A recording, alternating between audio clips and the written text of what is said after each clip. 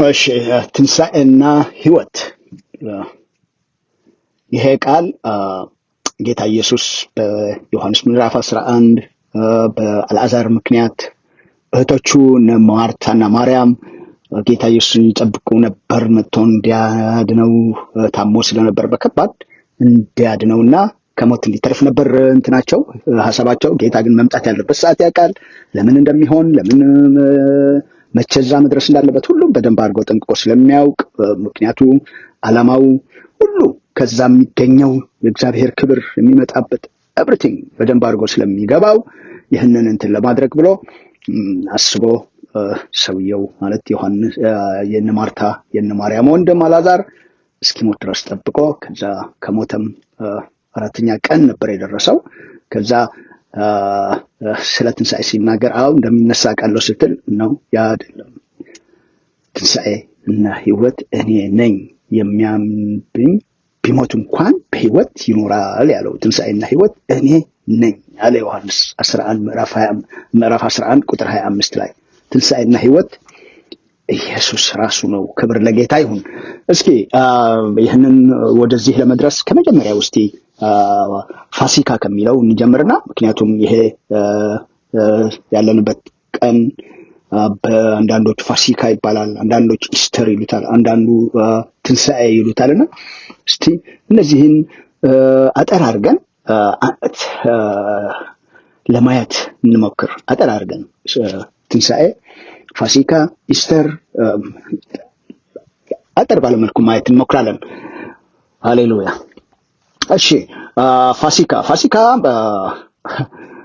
እስራኤላውያን እነዚህ አብርሃም፣ ይስሐቅ፣ ያዕቆብ እስራኤል ደግሞ አንድ ኔሽን አንድ ህዝብ ሆኖ ወደ ግብጽ ገብቶ ግብጽ ለአብርሃም እንደተነገረው ገና እነ ይስሐቅና ያዕቆብ ከመምጣታቸው 12ቱ የእስራኤል ነገድና ቤተሰቦቻቸው ገና ከመምጣታቸው በፊት ቀደም ብሎ ለአብርሃም ተነግሮ ስለነበር ህዝብህ 4 ጄኔሬሽን 4 ትውልድ በባርነት ወደ ሌላ ቦታ እንደሚሄዱ ግብጽ እንደሚገቡ ሁሉ ተነግሮት ነበር። ያው የተናገረው የሚፈጽም አምላክ ያን ነገር ሆነ። በመልካም ባይሆንም በችግር ምክንያት ወደ ግብጽ ገቡ። መጀመሪያ ዮሴፍ በወንድሞቹ ምክንያት ግብጽ ገባ። እግዚአብሔር አሳልፎ ሰው አሳለፈ። ወዶ ሳይሆን ሳይወድ ክፉ በሚመስል መንገድ ገባ። መቼም ትንቢቱን ያየውን ራእይ እንዲፈጸም በዛ መልክ ገባ። በዚህ አጋጣሚ ያየኸውን ራእይ ወይም ደግሞ አንድ ነገር እግዚአብሔር የተናገረህን ይሁን በባሪያዎቹ አድርጎም ይሁን ራሱም ይሁን በቃሉም ይሁን የተናገረህን ምናልባት በመልካም መንገድ ብቻ የሚደረስ እንዳይመስለን በማይመች መንገድም እዛ እንደርሳለንና መጨረሻው ውጤቱ ነው የሚታየው። ስለዚህ ዮሴፍ በወንድሞቹ በዛው እንዲገድሉት ውሃ ጉድጓድ ጣሉት። ከውሃ ጉድጓድም አልሞተም። እግዚአብሔር ጠበቀው። ስለማይሞት ራእይ ያለው ራእይ ሳይፈጽም ስለማይሞት ለህዝቡ ለእስራኤል ህዝብ ለእግዚአብሔር ህዝብና ለዓለም ሁሉ እንዲያድን ልክ ኢየሱስ ምሳሌ ነውና ግብፃውያንን አተረፋቸው በዛ በእግዚአብሔር ጥበብ። ህዝቡም ደግሞ እዛስ ገብተው ይሄ እስራኤል ህዝብ ከጥፋት እንዲድን ከዛው ከገባው ድርቅ እና ረሃብ ከዛ በእግዚአብሔር ጥበብ እንዲያድናቸው እሱን አሳልፎ ነበር እና የሄደበት መንገድ ግን በጣም ሁላችን እንደምናውቀው በጣም የሞት መንገድ ነበር። ብዙ ፈተና፣ ብዙ ችግር፣ ብዙ እንትን አልፎ ሁለተኛ ሰው ሆኖ ነበር በግብጽ ከፈርዖን ቀጥሎ ማለት ነው ዮሴፍ። በዚያ መንገድ ዮሴፍ ቤተሰብ እንዲመጣ ተጠራ። እነሱም ከዛ ልጆቹ ልኮ እንትን እንዲያደርጉ እህል እንዲያመጡ ስቶሪውን ከምዕራፍ 37 ጀምረን ማየት እንችላለን። የዘፍጥረት ምዕራፍ 37 እስከ 50 ያለውን ማየት እንችላለን። ዮሴፍና የእስራኤል ህዝብ እዛ ማየት እንችላለን በደንብ እዛ ግልጦት ስላለ። ከዛ የእስራኤል ህዝብ አባቱና ማለት ያዕቆብ ከነቤተሰቡ እንዲገባ በተፈቀደለት ሰዓት ገብቶ አንድ ቦታ ላይ ይኖሩ ነበር። ያው ጊዜው ደርሶ ዮሴፍም ያዕቆብም ሁሉም ወደ አባቶቻቸው ተሰበሰቡ። ከዛ በኋላ ያው መከራው ሊጀምር ማለት ነው። ዮሴፍን የማያውቅ ንጉስ በግብጽ ተነሳ ይለናል። ከዛ ዮሴፍን ያደረገውን ዮሴፍም ሁሉም ተደርገው ማለት ነው። ከዛ የእስራኤል ህዝብ መከራ ሆነው ማለት ነው። እዛ በብዙ መከራ ሲኖሩ ማለት ነው። መጨረሻ ሙሴ በፈርዖን ቤት ያደገውን ሙሴ እግዚአብሔር አስተምሮ በምድረ በዳ አስተምሮ 40 ዓመት በፈርዖን ቤት 40 ዓመት በምድረ በዳ ሲማር 40 ዓመት ደግሞ ህዝቡን በምድረ በዳ ሲመራ ነው ያሳለፈው ሙሴ እድሜው እና ይህንን 40 ዓመት በምድረ በዳ አስተምሮት መጀመሪያ 40 ዓመት በፈርዖን ቤት ተንደላቆ በሚቾት ሁሉንም የግብጽ ትምህርትን ተምሮ ማለት ነው። መጨረሻ ከህዝቡ ጋር መከራ እንዲጠግብ መረጠ ይለናል። ከፈርዖን ቤት የፈርዖን የልጅ ተብሎ ከመጠራት ከህዝቡ መከራ መቀበል መረጠ። ትኩር ብሎ ብድራቱን ትኩር ብሎ ስላየ ማለት ነውና ከዛ ምድረ በዳ 40 ዓመት ተማረ። እግዚአብሔር ላከው እንደገና ወደ ህዝቡ ወደ ከባርነት እንዲያወጣ ወደ ግብጽ ተመልሶ ገባ። ሎንግ ስቶሪ። ከዛ ህዝቡን የሚወጣበት መንገድና እንዴት ማውጣት እንዳለበት እግዚአብሔር ምሪት ይሰጠው ነበር። እሱና ወንድሙ አሮን ሆነው መጨረሻው ብዙ ተአምራት አድርገው መጨረሻ ተአምራት በቃ ትልቅ ለውጥ የሚያመጣ ተአምራት ይሄ የፋሲካ በግ አርደው በሮቻቸውን እና መቃንና ጉበኑም በበጉ ደም ሸፍነው ማለት ጉበኑንና መቃኑን ደሙ እንትን አድርገው እነሱም ቤት ገብተው ተዘግተው ያ የፋሲካ በግ እና የፋሲካ እራት ውስጥ ሆነው እንዲበሉት በፍጥነት በዝርዝር አስቀምጦላቸዋል። ዘጸአት 12 ሄደን ማንበብ እንችላለን። እዛ እነዚህ የእስራኤል ህዝብ የወጡበትን ቀን ማለት ነው። ያ ቀን መታሰቢያ የሚሆነው ማለት ነው። ስለዚህ እስራኤላውያን በዛን ሰዓት በሙሴ ምክንያት ሊያወጣቸው እግዚአብሔር እስራኤላውያን በኒሳን ወር ወይም ደግሞ አቢብ በሚባለው ወር አቢብ ሲተረጎም ቡቃያ ወይም አዲስ እሸት አዲስ ህይወት ማለት እና የመጀመሪያ ወር በ14ኛው ቀን ልክ ጥር በፈረንጅ ወይም ደግሞ መስከረም በግዕዝ የመጀመሪያ ወር እንደሆነ የነሱ ደግሞ በዚህ በኒሳን ወር የመጀመሪያ ወር ነው እሱ እና 14ኛው ቀን የዘዳግም ምዕራፍ 16 ቁጥር 1 ሄደን ማየት እንችላለን። ከባርነት ወጥተው የናጽነት ኑሮ መኖር እንደጀመሩ አዲስ ኑሮ የጀመሩበት ቀን እንደሆነና ይሄ አዲስ ኑሮ ማለት ከባርነት ወጥተው አዲስ ኑሮ የጀመሩበት ቀን እንደሆነና ጌታ እስኪመጣ የትኛው መምጣት የመጀመሪያ ምጽአት ጌታ ሲወለድ ማለት ነው። የመጀመሪያ ምጽአት ይህንን ጌታ እስኪመጣ የመጀመሪያ ምጽአት የሚጠብቁበትን መሲህ ማለት ይሄ መሲህ እስኪወለድ ወይም የእውነተኛ እግዚአብሔር በግ እስኪሰዋ ድረስ ይሄ ከባርነት የወጡበትን ቀን ማለት አዲስ ኑሮ የጀመሩበትን ቀን ከባርነት ወጥተው ወደ ነጻነት የወጡበትን ቀን እንደሆነ ጌታ እስኪመጣ የመጀመሪያ ምጽአት ማለት ተወልዶ ይሄ መሲህ ከእናታችን ቅድስት ድንግል ማርያም ተወልዶ እውነተኛ እግዚአብሔር በግ እስኪሰዋ ድረስ እውነተኛ እግዚአብሔር በግ ኢየሱስ ክርስቶስ እስኪሰዋ ልክ የፋሲካ መስዋዕት በግ ዓመት ይሰው እንደነበር ከግብጽ የወጣንበት ቀን ብለው ዓመት ይሰውበት እንደነበር ጌታ ኢየሱስ ደግሞ አድጎ በሁሉም መልክ አልፎ ማለት ነው የመጨረሻው የእግዚአብሔር በግ እውነተኛው በግ የተስፋው ፍጻሜ የዓመት ሲያደርጉት የነበሩ የተስፋው በግ የፋሲካ በግ ራሱ እውነተኛው በግ ሆኖ እስኪሰዋ ድረስ በየዓመቱ ይህንን ቀን ቆጥረው ለመታሰቢያ የፋሲካን በዓል ያከብሩ ዘንድ የተስፋ ትእዛዝ ተሰጣቸው። ማንን? አይሁድ እስራኤላውያንን ከግብጽ የወጡበትን ቀን የሚያስብበት ነው እሱ የፋሲካ በዓል። የተስፋው ፍጻሜ ጌታ ከቅድስት ድንግል ማርያም ተወልዶ ወደዚች ዓለም መጥቶ አንዴ ለዘላለም እግዚአብሔርን ደስ የሚያሰኝ መስዋዕት ከሆነ ጀምሮ ለዓለም ሁሉ ማለት ለሰው ዘር በሙሉ የአዲስ ሕይወት ጅማሬ እንደሆነ ማለት ነው።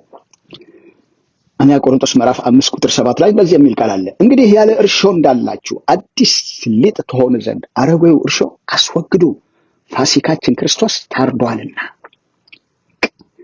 ያ ሁሉ ጥላ ብሉይ ኪዳን ጥላ ይለዋልና ዕብራውያን ላይ ጥላ ነበር፣ ምሳሌ ነበር።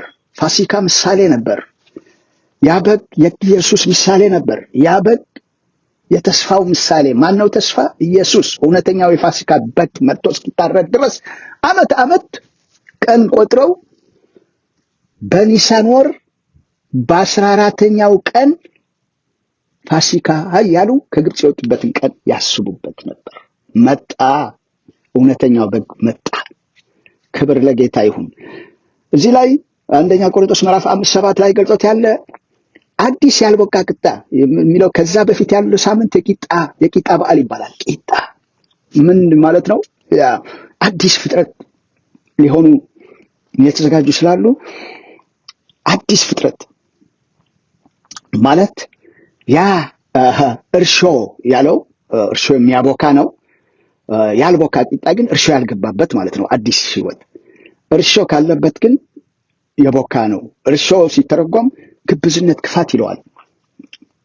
እርሾ በአዲስ ኪዳን ሁለተኛ ቆሮንቶስ ምዕራፍ 5:17 ላይ እንደዚህ ይላል፣ ስለዚህ ማንም በክርስቶስ ቢሆን አዲስ ፍጥረት ነው፣ አሮጌው ነገር አልፏል፣ እነሆ ሁሉም አዲስ ሆኗል ይላል። በክርስቶስ የሆነ ምን ማለት ነው? አዲስ ፍጥረት ነው። አሮጌ ነገር አልፏል፣ እነሆ ሁሉም አዲስ ሆኗል ይለናል። ስለዚህ እርሾ ግብዝነት፣ ክፋትም የሌለበት አዲስ ሕይወት። ስለዚህ በዚያን ጊዜ የሕዝብ አእላፍ እርስ በርሳቸው እስኪራገጡ ድረስ ተሰብስበው ሳሉ የደቀ መዛሙርቱ ጌታ ኢየሱስ እንዲህ ሲል ጀመር፣ አስቀድማችሁ ከፈሪሳውያን እርሾ ተጠበቁ። ያ እርሾ ምንድን ነው አላቸው? ግብዝነት ነው አላቸው። ሉቃስ 12:1 ሂደን ማየት እንችላለን። ከፈሪሳውያን እርሾ ተጠበቁ።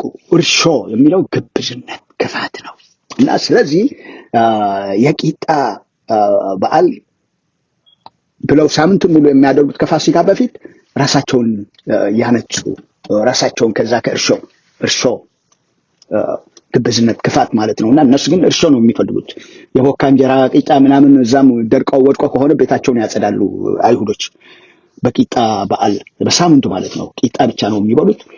ከዛ የሆነ ነገር የእርሾ ነገር ካለ በቃ ብዙ ነገር ቤቱን አጽድተው ንብረቱን ይቀያይራሉ።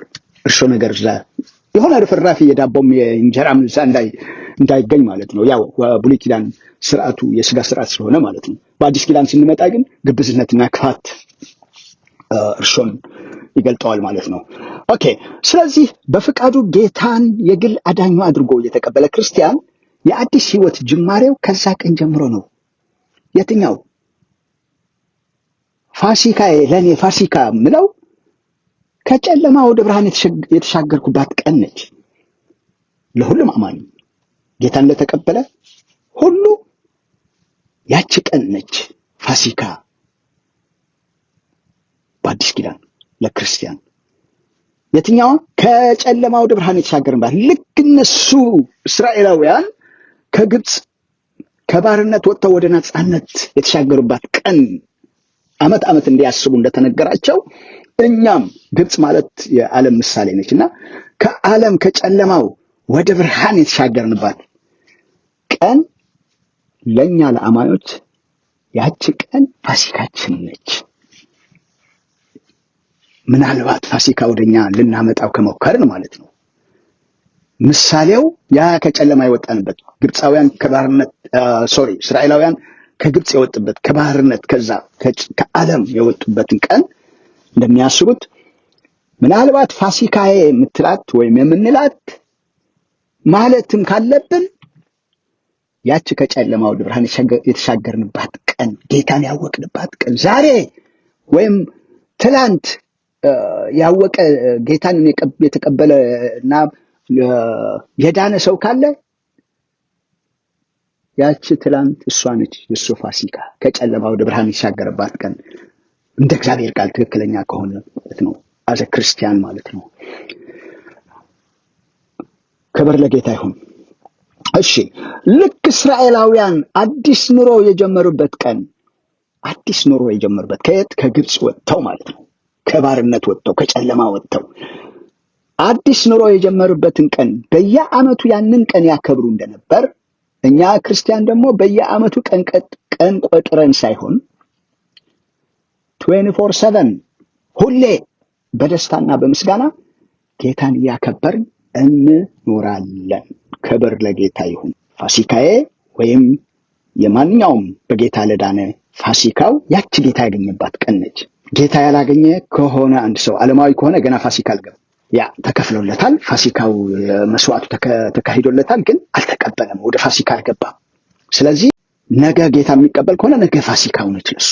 ፋሲካ ግን ቀን ቆጥሮ በየዓመቱ ሊያከብራት ያቺ ቀን ወይም ልናከብራት ያቺ የዳንባት ቀን ሳይሆን አዲስ ሕይወት ነው የተቀበልነው። አዲስ ሕይወት ከዛ የአዳም ሕይወት ወደ ኢየሱስ ሕይወት፣ ወደ አዲስ ወደ ዘላለማዊ ሕይወት፣ ጄኒን ወደሆነ ንጹህ ወደሆነ በቃ ክቡር ወደሆነ ሕይወት ስለምንገባ ያንን ሕይወት እየኖርን ዓመት ቆጥረን ቀን ቆጥረን ሳይሆን ሁል ጊዜ 24 ሰዓት ሙሉ ሳምንት 365 ቀኖች ሁል ጊዜ በደስታና በምስጋና ጌታን እያከበርን እንኖረዋለን። ያንን ሕይወት ማለት ነው።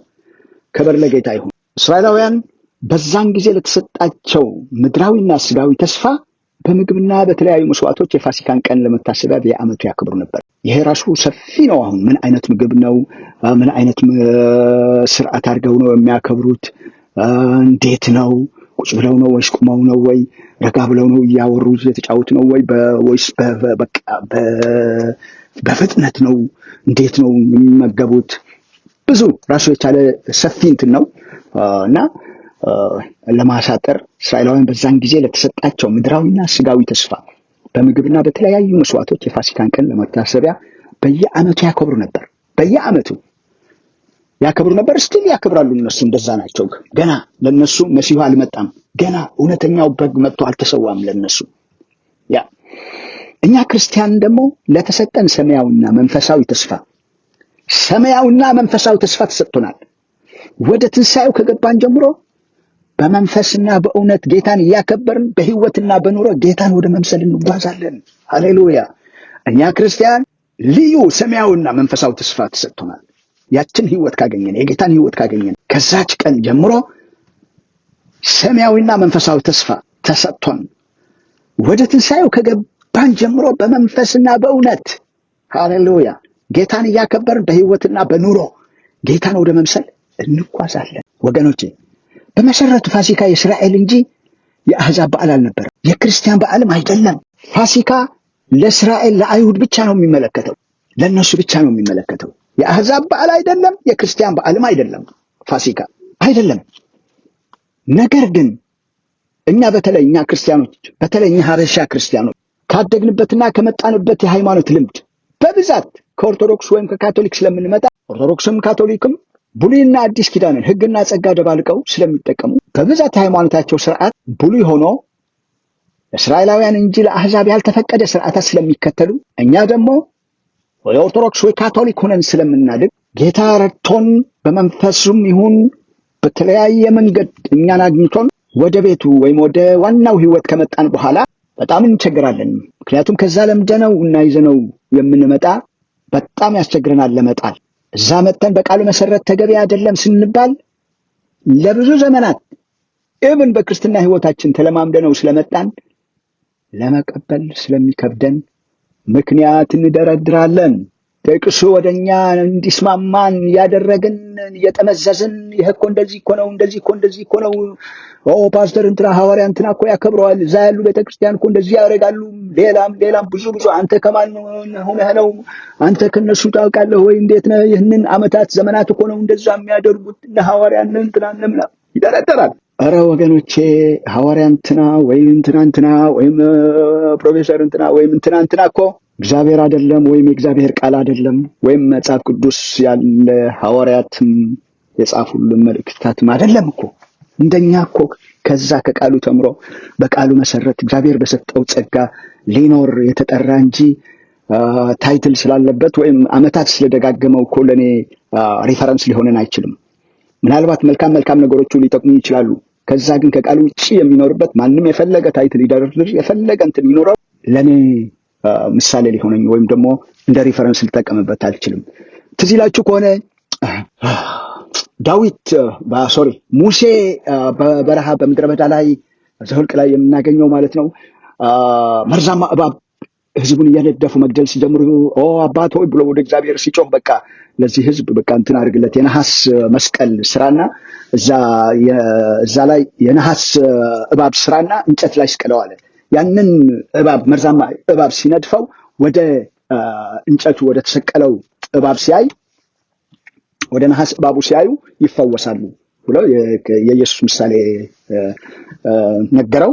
ሂዶ በነሐስ ላይ እንትን ሰራ፣ እባብ ቅርጽ ያለበት ሰርቶ እንጨት ላይ ሰቅሎ እንትን አደረገው። ሲጓዙ እሱን ያያሉ፣ ይፈወሱ ነበር። ይቅርታ እንደዛ ያለ ጉዞ ተጉዞ ዘመናት አለፈ። በቃ እነሱም ይዘውት በቃ ምንም ትርጉም በሌለው ሰዓት በቃ ይዘውት ይቀጥሉ ነበር ማለት ነው። ምንም በማይጠቀሙበት በቃ አንዴ እንትና የተከለው እንትና አይፈርሰውም ተብሎ እንደተጻፈ በቃ ይዘውት መላለሱ ይኖሩ ነበር። ዳዊትም አለፈ፣ ሁሉም አለፉ። በቃ አይተውት እነ ዳዊት እንደ ልቤ የተባሉ ሰዎችም አልጣሉትም፣ አላፈረሱትም።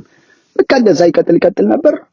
ማላፈረሰው ሕዝቅያስ የሚባል ሕዝቅያስ መጨረሻውም ያላማረ ሕዝቅያስ የሚባለውን ያላማረበት ምክንያት እግዚአብሔር ሊወስደው ሲል አልቅሶም ምን ብሎ 15 ዓመት ተጨምሮበት ያ 15 ዓመት የተጨመረበት በሱም በእስራኤል ሕዝብም ትልቅ ኪሳራ ያመጣ ዓመታት ነበሩ የተጨመሩ የእግዚአብሔር እንትን ያልሆኑ በልመናው እንትን በቃ አልቅሶ ያገኛቸውን 15 ዓመት ለሱም ጥፋት ለእስራኤል ሕዝብም ጥፋት ሆነ።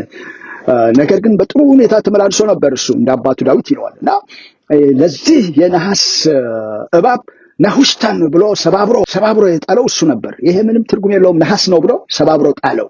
ምክንያቱም እነሱ እንደ ጣዖት ተሸክመውት ይዞሩ ነበር ያን ሁሉ ዘመናት ማለት ነው። እነ ዳዊትም አልፈውታል፣ ምንም አልነኩትም። ዳዊት ያንን ሁሉ ሲያደርግ አልነካውም ለሱም። ስለዚህ እንደኛ ዘመን ቢሆን እና አባታችን ዳዊት ያልነኩት አንተ ትነካለህ ተብሎ ስንት እንትን ይወርድበት ነበር ማለት። ነገር ግን እንዳልሆነ ሲያውቀው ያልሆነ ነገር ይሄ ጣዖት ይሄ ምንም አይደለም ብሎ ሰባብሮ ጣለው ይለናልና እንደ ቃሉ ያልሆነ ነገር ስናይ ማንም ይሁን ማንም ዝም ብለን መቀበል የለብንም የሚል እንትን በዚህ ሰዓት ማስረገጥ እወዳለሁ። እሺ ባጭሩ ፋሲካ ወይም ፔሳህ የሚባል በዕብራይስጥ በእንግሊዝኛ ፓስ ኦቨር የሚሉት የአይሁድ ዓመታዊ የተስፋ በዓል። ምክንያቱ ተስፋው ምንድነው? ይመጣል እውነተኛው የፋሲካ በግ ብለው በተስፋ ዓመታዊ ከግብፅ የወጡበትን ቀን የሚዘክሩበት የሚያስቡበት በዓል ነው። የማን? የአይሁድ። እስከ መቼ? እውነተኛው የፋሲካ በግ እስኪመጣ። ምን የተደረገበት ነው? ምኑን ነው የሚያስቡበት? ከግብፅ በቃ ከግብፅ የወጡበትን ከግብፅ በመውጣት ጀምሮ በመስቀል ያበቃል። ጅማሬው ከግብፅ የወጡበትን ሊወጡ የተዘጋጁበት ሌሊት ነበር ይህንን ያደረጉት። የፋሲካ እራት የበሉት ጅማሬው ያ ነው። ሁሉን አልፎ መጨረሻ እስከ ጌታ ድረስ ጌታ ተወልዶ መስቀል እስኪሰቀል ድረስ ይሄ በቃ እውነተኛው በግ እስኪመጣ ድረስ በመስቀል ያበቃል። ይሄ እነሱም ይሄ የመጣው መሲህ የተሰቀለው ዋጋ የከፈለ አባታችን ጌታችን ኢየሱስ ክርስቶስን ቢቀበሉ ፋሲካ በቃ ማለት ነው። ጌታ ኢየሱስ የፋሲካ ማብቂያ ነው። ጌታ ኢየሱስ የሰንበት ማብቂያ ነው። ጌታ ኢየሱስ የበዓላት ብሉይ ኪዳን ያሉ በዓላት ማብቂያ ነው፣ ፍጻሜ ነው። ፋሲካን የሚመሳሰል ለኛ ለክርስቲያኖች ፋሲካ የአይሁድ በዓል ነው፣ የክርስቲያን አይደለም፣ የአህዛብም አይደለም ብለናል። የአይሁድ የእስራኤላውያን በዓል ነው ብለናል። እሱም ከግብፅ የወጡበትን ቀን የሚያስቡበት ነው ብለናል። ትንሽ ለዛ የሚመሳሰለው እኛ በቃ በጌታ መስዋዕት ከዓለም የወጣንበት ቀን ብያለሁ፣ ጌታን ያገኘንበት ቀን። ያ ደግሞ ጅማሬው መስቀል ላይ ተጀምሮ ከመስቀል ጀምሮ ለዘላለም የሚኖር ህይወት ነው። ትንሽ እንኳን ከፋሲካ ሊመሳሰል ይችላል የምንለው ይሄ ጌታ ያገኘንበት እያንዳንዳችን ጌታ ያገኘንበት ቀን ያ እንደ ዩኒቨርሳል ቸርች እንደ ጌታ ራሱ የሆነ አካሉ ያው የፋሲካው ቀን እሱ የተሰቀለበት ደሙ ያፈሰሰበት ቀን በግ የፋሲካ በግ ሆኖ የተሰዋበት ቀን ነው። ክብር ለጌታ ይሁን። እውነተኛው የፋሲካ ቀን የፋሲካው በግ ክርስቶስ ኢየሱስ ክርስቶስ ታርዷል ይላልና ክብር ለጌታ ይሁን። ስለዚህ ይሄ ከመስቀል ጀምሮ ለዘላለም የሚኖር ህይወት የተቀበልንበት ዋጋችንን የተከፈለበት ይሄ ፋሲካን ይመሳሰላል። ልክ እነሱ ከግብፅ የወጡበትን ቀን መታሰቢያ ብለው እንደሚያከብሩት ይሄ ከጨለማ ከግብፅ ከዓለሙ የወጣንበት ቀን ህይወት ያገኘንበት ቀን ያ ፋሲካን ይመሳሰላል። ነገር ግን እኛ ቀን ጌታን ነው የምናከብረው። ክብር ለጌታ ይሁን። መጣበታለሁ። እሺ ሌላ ኢስተር በጠቅላላ የአይሁድ የክርስቲያንም አይደለም። ኢስተር በጠቅላላ የአይሁድም የክርስቲያንም አይደለም። የአህዛብ ወይም የነዛ ፓጋንስ ይሄ የፓጋንስ የጀንታይልስ የአህዛብ በዓል ነው። ይሄ ደግሞ በምዕራባዊ ዓለም ስንመጣ በምድራዊው ስልጣኔ ስለበለጡን በመንፈሳዊው እንደዛ ይመስለንና የኛ አረጋዊ ተክልዬ አቦ ምናምን የምንላቸውን ጣዖታት ጥለን የፈረንጅ ጣዖታት አሜን ብለን ተቀብለን ከቅዱስ ጽሑፍ ውጪ ከምናከብራቸው አንዱ ነው። ኢስተር ደግሞ ኢስተር ታላቋ የሰሜን ፓጋን የመራባት ወይም የመባዛት አምላክ ይሏት። ምልክቷም ጥንቸል ነበር።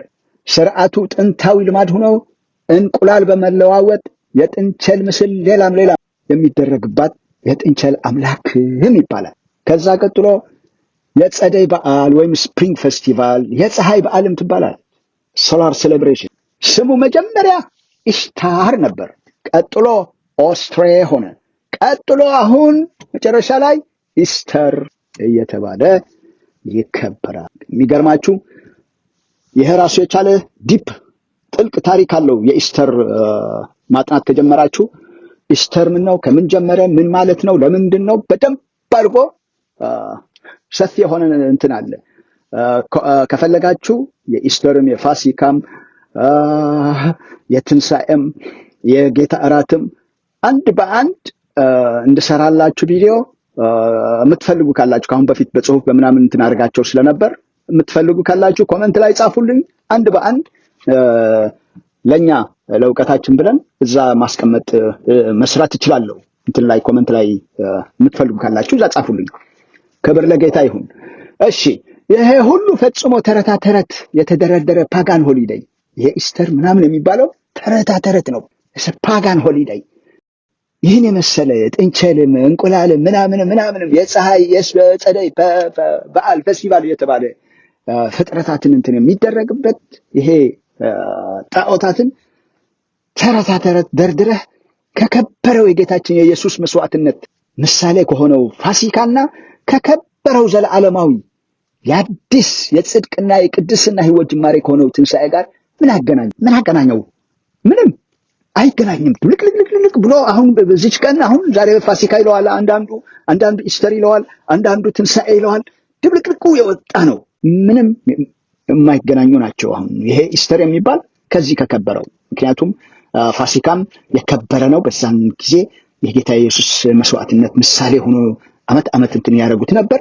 ከዛ ቀጥሎ ደግሞ ትንሣኤ ትልቁ የኛ ተስፋ የሆነው የኛ የክርስቲያን ተስፋ የሆነው የክርስትና ደግሞ ኮር የሆነው በቃ ኮርነርስቶን የሆነው ትንሣኤ ከዚህ ከፓጋን ሆሊዴይ የሆነው ዝም ብሎ ተረታ ተረት ጋር ምን አገናኘው? ድብልቅልቁ የወጣ የሚገርም ነው።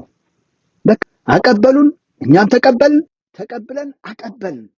በመቀባበል የመጽሐፍ ቅዱሳዊ ልምምዶችን ስርዓቶችን እየተገበርና እየተከተልን ዘመናችን እንዳያልቅ ነው የሚያስፈራው። ከሚገርማችሁ እኛ ስልጣኔ መስሎን ሶሻል ሚዲያ ሃፒ ኢስተር እንሞላዋለን።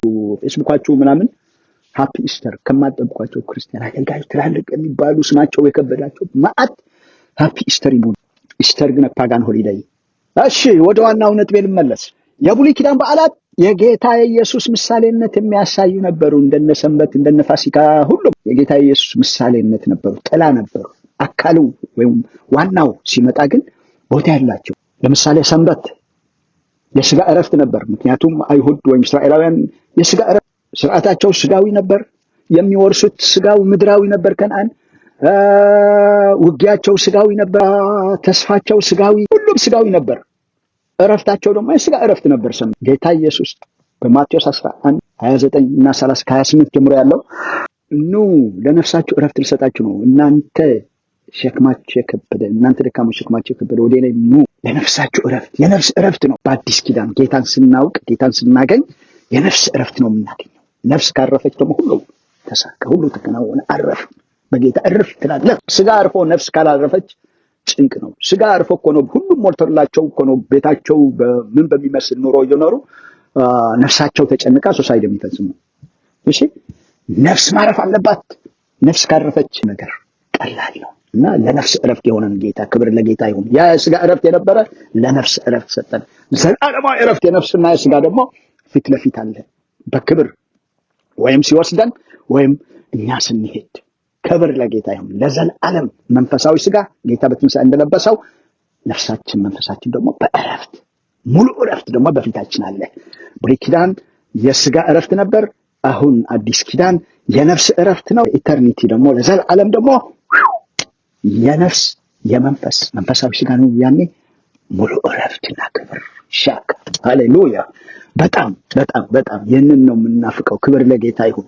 ስለዚህ ሁሉ ብሉይ ኪዳን ያሉ በዓላት የጌታ ኢየሱስ ምሳሌ ነው። ፋሲካ በየዓመቱ እየተጠበቀ የሚከበር አንድ ቀን ነው።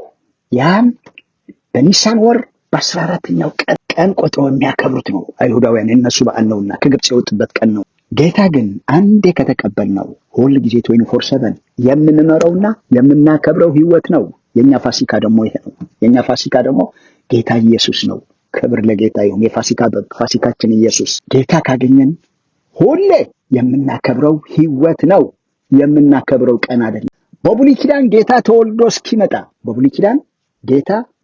እስኪመጣ ማለት የመጀመሪያ ምጽአት ፋሲካ ለመታሰቢያ ነበረ። ኪዳኑ ሲያድሰው ጌታ ራሱ እንደዚህ አለ ብሎ ጳውሎስ በአንደኛ ቆሮንቶስ ምዕራፍ 11 ቁጥር 23-29 እንዲህ ብሎ ነበር።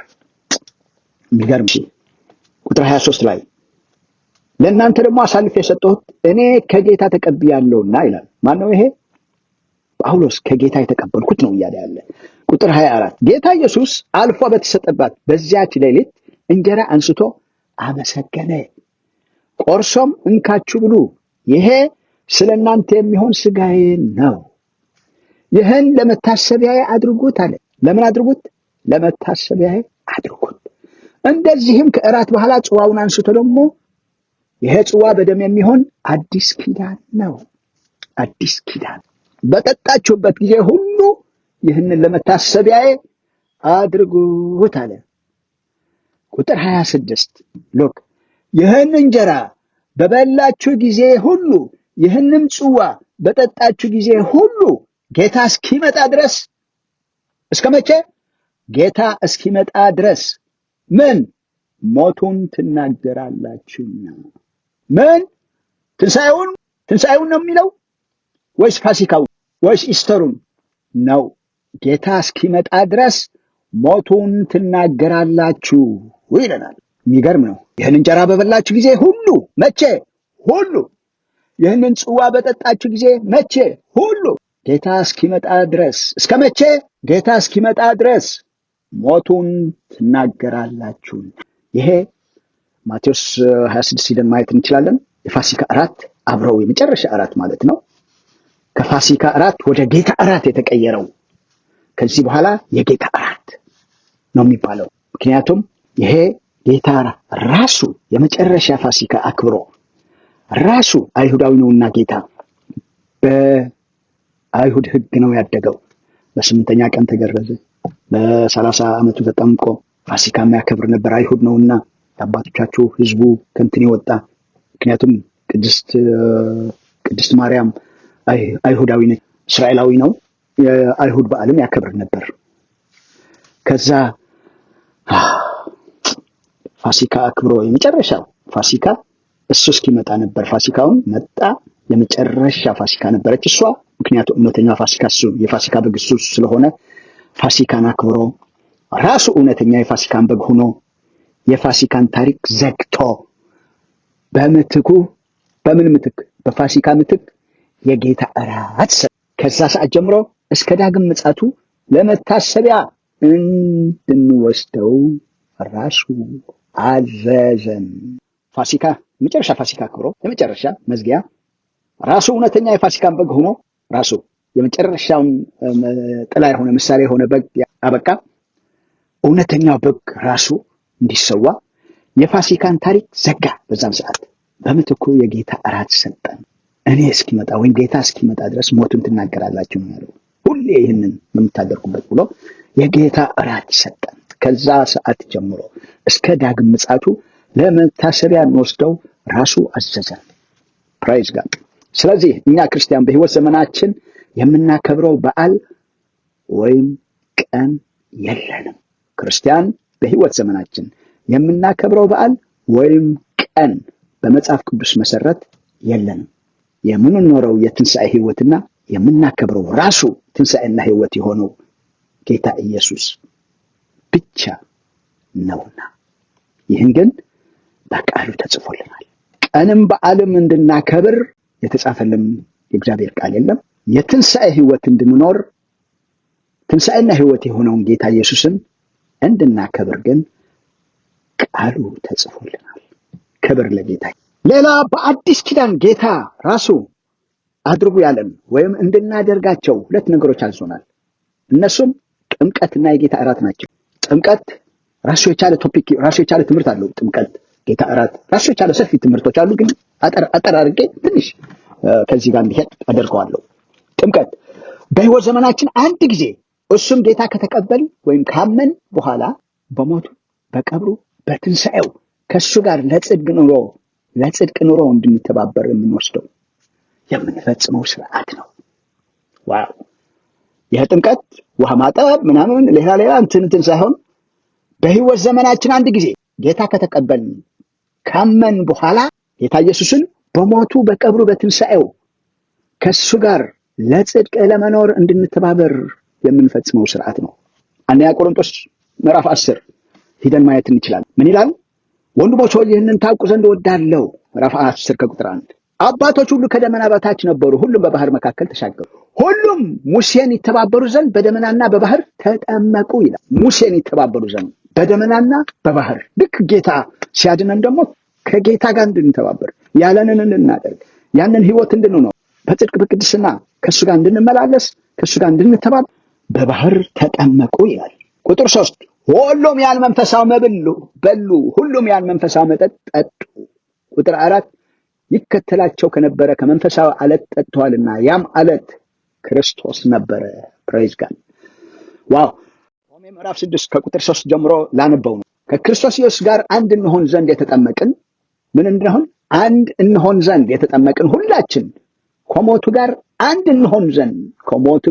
አንድ እንሆን ዘንድ እንደተጠመቅን አታውቁምን? እንግዲህ ክርስቶስ በአብ ክብር ከሙታን እንደተነሳ እንዲሁ እኛም በአዲስ ሕይወት እንድንመላለስ። ኢየሱስ በአብ ክብር ከሙታን እንደተነሳ እንዲሁ እኛም በአዲስ ሕይወት እንድንመላለስ ከሞት ጋር አንድ እንሆን ዘንድ በጥምቀት ከእርሱ ጋር ተቀበርን፣ በሞትም በቀብርም። ቀጥሎ ሞቱንም በሚመስል ሞት ከእርሱ ጋር ከተባበርን ትንሣኤውን በሚመስል ትንሣኤ ደግሞ ከእርሱ ጋር እንተባበራለን። ሃሌሉያ! ያ ገብተን ውሃ ተቀብረን ከውሃው ስንወጣ ደግሞ የትንሣኤ ምሳሌ ከእሱ ጋር እንደተነሳን ሞትን ተቀብረን በትንሣኤ ደግሞ ከእሱ ጋር ተነሳ። ስለዚህ ነገር ግን ከክርስቶስ ጋር ከሞትን ከእርሱ ጋር ደግሞ በሕይወት እንኖር እናምናለን። ክርስቶስ ከሙታን ተነስቶ ወደፊት እንደማይሞት ሞትም ወደፊት እንዳይገዛው እናውቃለን። መሞትን አንድ ጊዜ ፈጽሞ ለኃጢአት ሞታልና በሕይወት መኖር ግን ለእግዚአብሔር ይኖራል። እንዲሁም እናንተ ደግሞ ለኃጢአት እንደሞታችሁ ግን በክርስቶስ ኢየሱስ በጌታችሁ ሆናችሁ ለእግዚአብሔር ሕያዋን እንደሆናችሁ ራሳችሁን ቁጠሩ ይለናል። ክብር ለጌታ ይሁን እና ከክርስቶስ ጋር ሞትን ተቀበርን ተነሳን ብለን የምናሳይበት ነው ጥምቀት። ይህንን እንድንፈጽም አዞናል። ሌላ ማርቆስ ላይ ይሄ የተለመደ የታወቀ ጥቅስ ነው። ምክንያቱም ብዙ ጊዜ በመልካምም በክርክርም የሚጠቀስ የሚገለጽ ስለሆነ ማለት ነው። ወደ ዓለም ሁሉ ሂዱ፣ ወንጌልን ለፍጥረት ሁሉ ስበኩ፣ ያመነ የተጠመቀ ይድናልና። ታምናለህ፣ ከዛ ትጠመቃለህ ማለት ነው። ያላመነ ግን ተፈርዶበታል። ያመኑትም እነዚህ ምልክቶች ይከተላቸዋል፣ በስሜ አጋንንት ያወጣሉ፣ በአዲስ ቋንቋ ይናገራሉ፣ እባቦች ይይዛሉ እያለ ይቀጥላል ማለት ነው። ክብር ለጌታ ይሁን። ዋናውና ትልቁ ትእዛዝ ደግሞ ማቴዎስ 28 ቁጥር 19 እስከ 20 ያለው መጨረሻ ጌታ እነሱን የአደራም መልእክት አድርጎ ሲልካቸው ዘግሬት ኮሚሽን የምንለው ታላቁ ተልእኮ የምንለው እዛ በደንብ አስቀምጦ አስረግጦ እንትን ነግረዋል ማለት ነው። እንግዲህ ሂዱና አሕዛብን ሁሉ በአብ በወልድ በመንፈስ ቅዱስ ስም እያጠመቃችኋቸው ያዘዟቸውም ሁሉ የሚጠብቁ ያስተማራችኋቸው ደቀ መዛሙርት አድርጓቸው፣ እነሆም እኔ እስከ ዓለም ፍጻሜ ድረስ ሁል ጊዜ ከእናንተ ጋር ነኝና ይላል። ይሄ ትእዛዝ። ክብር ለጌታ ይሁን። ሌላ የጌታ እራት ከፍ ብዬ እንደተናገርኩት ቀደም ብዬ ሁል ጊዜ ጌታ ተመልሶ እስኪመጣ የጀመረው ራሱ ነው፣ የሚያውቀው በሱ መምጣት ነው። ሁል ጊዜ ነው መውሰድ ያለብን። ማለት እንደ ቸርቹ እንዳለንበት ሎካል ቸርች ባይሎ መሰረት በሳምንት ሊሆን ይችላል፣ በሁለት ሳምንት ሊሆን ይችላል፣ በወርም ሊሆን ይችላል፣ በአመት አንዴ በ6 ወር ምናምን ብዙም እንደዛ ነው ባይሆን በአመት ምናምን የሚባል አመታዊ እንትን የሆነ ነው።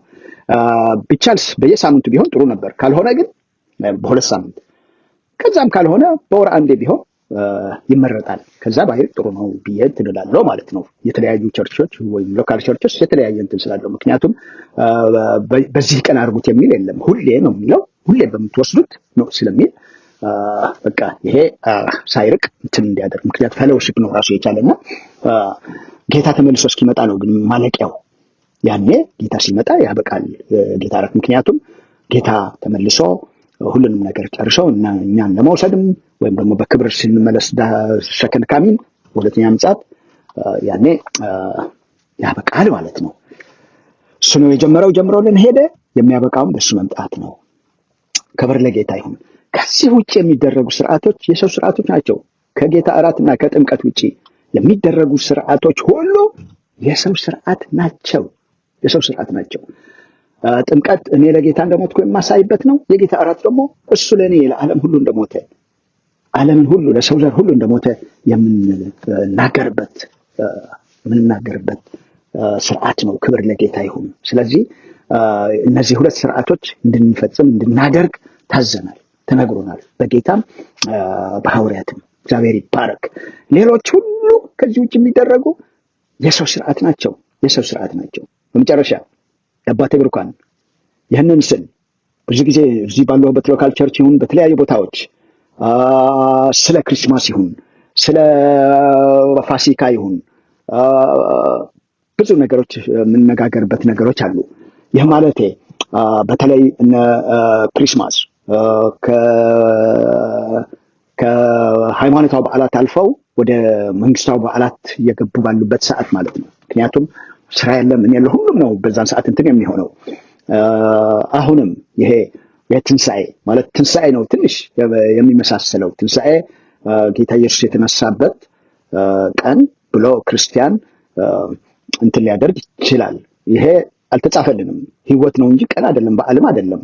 ግን በዛን ቀን ለጌታ ክብር ልንጠቀምበት እንዴት ሎካል ቸርቾች ተነጋግረው፣ እኔ ብዙ ጊዜ ስለ ክሪስማስ ተናግሬ ያለው ከኔ ጋር ካሉም በጽሁፉም በሶሻል ሚዲያም እንትን አደርጋለሁ እና አሁን ክሪስማስ ተሰብሰብ ብሎ ቸርቹ ፕሮግራም አውጥቶ ሌሎች በተለያዩ በምዕራባዊ ዓለም ያለን ሲንግሎች ስለሚበዙ ጋብዘን ወደ ቤታችን ይሁን ወይም እነሱ ባሉበት ሂደን ሁሉ ነገር አዘጋጅተን ሂደን እነሱ ጋር ስናሳልፍ ስለ ልደት በዛን ሰዓት ምን መሆኑን ጌታ ኢየሱስ የተወለደው ለምንድን ነው በደንብ አድርገን አስረድተን አንዲት ነፍስ ብትሆንም ወደ ጌታ የምናመጣበት ቀን ቢሆን ትልቅ ክብር ነበረ፣ ከመብልና ከመጠጥ አልፎ ማለት ነው። እና እየተደረገ ያለው ግን እነ ክሪስማስ አሁን ኮመርሻል ሆሊዴይ ናቸው እንጂ የህይወት የሚሰጡ በዓላት አይደሉም። ኮመርሻል ሆሊዴይ የንግድ በዓላት ናቸው። ሰውም ከምግብ መጠጥና ከስጦታ መሰጣጠት ትልቅ የእግዚአብሔር ልጅ ህይወት ተሰጥቶን እኛ ግን ትርኪ ምርኪ ስንሰጣጥ ነው የምንውለው። እኛ ክርስቲያኖች ማስተዋል በስቶልን እግዚአብሔር ረድቶን ከዛ ወጣ ብለን ያንን ቀን ለእግዚአብሔር ክብር ብንጠቀምበት ጥሩ ነው ብዬ አስባለሁ። ምክንያቱም ቶታሊ እናጥፋቸው ያልኩ አይደለም ያለው አሁን እንደ እግዚአብሔር ቃል እስቲ እንያቸው ብዬ ነው እየተናገርኩ የቆየሁ እንጂ እናጥፋቸው ያልኩ አይደለም። ኢስተር ከማለት ኢስተር የፓጋን ሆሊዴይ አንስክሪፕቸራል የሆነ መጽሐፍ ቅዱስ የማናገኘው የጣዖታት የፓጋን ጣዖታትን አምጥተን እንትን ከምናደርግ ሬዘሬክሽን ዴይ ብለን አትሊስት በዛን ቀን ምን ተካሄደ ወደ እነዛ ሲንግሎች ሆኑ ወይም ወደ ማያምኑ ቤተሰቦች ሄደን ይሄ ትንሣኤ ነው ብለን እንትን እያልን ነውና እያልን ነውና ምንድን ነው ብለን ጋብዘንም ይሁን ሄደንም ይሁን ይህንን ምን ብትሰራ ቤተክርስቲያን ትልቅ እግዚአብሔርን ደስ ይለዋል፣ ጌታ ኢየሱስም ይከብራል በከፈለው ዋጋ ስለሚያገኝ ማለት ነው። ካልሆነ ስንበላ ስንጠጣ ለበስን ቀየርን ሰጠን ተሰጣጠን ምንም ዋጋ የለውም ማለት ነው። የሚያስጠላው ደግሞ ኢስተር እየተባለ እንትን ሲደረግ ወገኖች፣ ኢስተር የፓጋን ሆሊዴይ ነው፣ ጣዖት ነው፣ በቃ ጣዖት ነው። አትሊስት ሪዘረክሽን ዴይ ትንሣኤ ቀን ተብሎ ወይም ህይወት ነውና ቀን አይደለም ትንሣኤ። ግን እስቲ ለወንጌል ከተጠቀምንበት ብዬ ነው። ከዛ ውጭ ምንም ትርጉም የለውም። ለወንጌል የማንጠቀምበት ከሆነ ክሪስማስ ብለህ ዝም ብለህ ነጋዴዎችን እንትን እያደረክ እንደነሱ ስትበላ ስትጠጣ ከዋልክ ናቲንግ ትርጉም የለውም፣ እግዚአብሔርም ደስ አይለውም። ደስ አይሰኝበትም። ለወንጌል ቢውል ለእግዚአብሔር ክብር ቢውል ግን በጣም ጥሩ ነው። ለእግዚአብሔር ክብር ቤተክርስቲያኖች እስቲ በዚህ ተነጋግራችሁ ያንን ቀን በየቤታችሁ ስትበሉ ስትጠጡ ከመዋል ወጣ ብሎ አለፍ ብላችሁ ሲንግሎችን ሆምለሶችን ጠርታችሁ የመገባችሁ ይሄ ጌታ ነው የተወለደው ጌታ ይሄ ነው ህይወት ነው የሰጠን። ነገር ግን እስቲ አብረን ስለተወለደልን እንደሰትና እዚህ ጌታም የሰጣችሁ አብ የሰጠን ትልቁ ህይወት የልጁ ህይወት ነውና ይህንን ጌታ ይህንን ህይወት ተቀበሉ ብለን ህይወትን እንትን ማድረግ ጌታን ማስተዋወቅ ጌታን ማክበር ነፍሳትን ወደ መንግስት ለመዋጀት ብንጠቀምበት አይከፋም፣ ጥሩ ነው፣ እግዚአብሔር ይከብራል የሚል ሐሳብ አለኝ። ከዛ ውጪ ግን ናቲንግ እንደማንኛውም ሰው ነው የሚሆነው ማለት ነው። ሌላ ፋሲካ ብለው እንትን ይላሉ አህዛብ ማለት ነው። ሌሎች ቤተ እምነቶች ፋሲካ የአይሁድ በዓል ነው ብያለሁ። ከዛ አልፎም ለአንተ የተከፈለ ለእኔ የተከፈለ ነውና ያንን የተከፈለ ተቀብለሃል ወይ? ሳትቀበል እነሱ ወጥተው ነው የፋሲካ በዓል ዓመት የሚያከብሩት አይሁዶች ዓመት ለመታሰቢያ ሲያከብሩት የነበሩ የወጡበት ቀን ነው። ወጥተሃል ወይ አንተ? የፋሲካ ደም ፈሶልሃል። ጌታ ኢየሱስ እውነተኛው የፋሲካ በግ ዋጋ ከፍሎልሃል። ይህንን ልታስብ ይህንን ፋሲካ እያልክ እንትን ለማለት ጌታ ኢየሱስን መቀበል አለብህ። መጀመሪያ የተከፈለውን ዋጋ ወጥተው ነው እነሱ ከጨለማ ወጥተው ከግብፅ ወጥተው ከባርነት ወጥተው ነው የሚያከብሩት። አንተም ውጣ ከዓለምና ዓለማዊነት ጌታን ተቀብለህ ውጣና እሱ የሰጠህን ህይወት ተቀብለህ አክብረው ጌታ ኢየሱስን። እና ለጌታ ክብር ለማምለጥ ነፍሳትን ለመዳን ከተጠቀምንበት ጥሩ ነው። ከዛ አልፎ ግን እነ ኢስተር ምናምን የሚባል ቃል ባንጠቀም አስታርተ የሚባል የጣዖት ስምና ጣዖት ነው፣ መጽሐፍ ቅዱሳዊ አይደለም። አትሊስት ትንሣኤ ነው መባል ያለበት። ትንሣኤም ህይወት ነው፣ ቀን አይደለም። ነገር ግን እነዚህን ለክብር ልንጠቀምበት እንሞክር። ከዚህ ውጪ እንደ ቃሉ ለመፈተሽ ነው የሞከርኩት። እንደ ቃሉ ይሄ ይከበር ብሏል፣ ኢስተርም ብሏል፣ እንደዚህ ብሏል የሚል ካለ ግን እኔን እንትን ማድረግ ይችላል። በቃል መሰረት እኔ ልሞግተኝ ወይም ደግሞ ሊያስረዳኝ ይችላል። ከዚህ ውጪ ሌላ ኢንቴንሽን ኑሮኝ አይደለም። እግዚአብሔር አምላክ ይባርካችሁ።